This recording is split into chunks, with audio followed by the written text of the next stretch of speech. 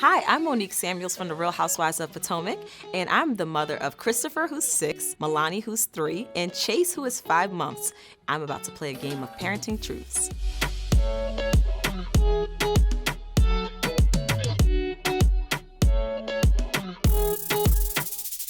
I've never had a parenting meltdown in public, but I have a lot at home.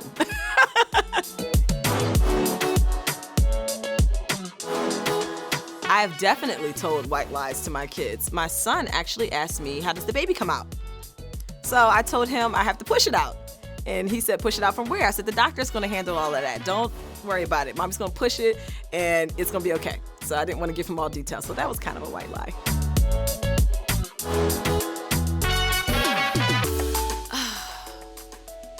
Let me see.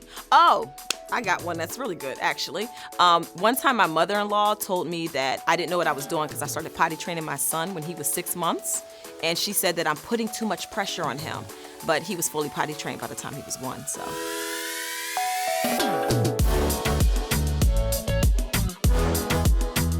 My kids have watched me on The Real Housewives. I actually allowed them to see the parts that they're a part of, but not the parts where I'm like choking people out with umbrellas and stuff.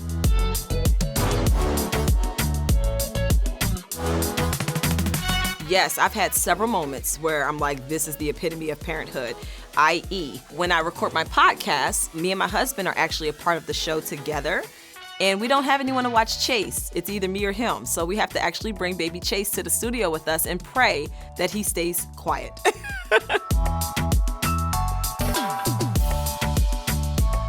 I have had a moment where I had documented my kids on social media and I had to go back and delete the picture. I was so proud that Milani, when she was 6 months old, she was using the potty, and I took a picture of her on the potty.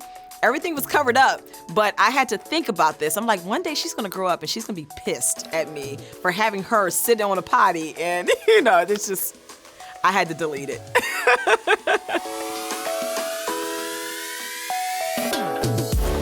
I've doubted myself several times as a mom, especially when they're newborns. I remember when my newborn son, Christopher, he was my first. I came home from the hospital, I was nursing him, I was in bed, and I fell asleep.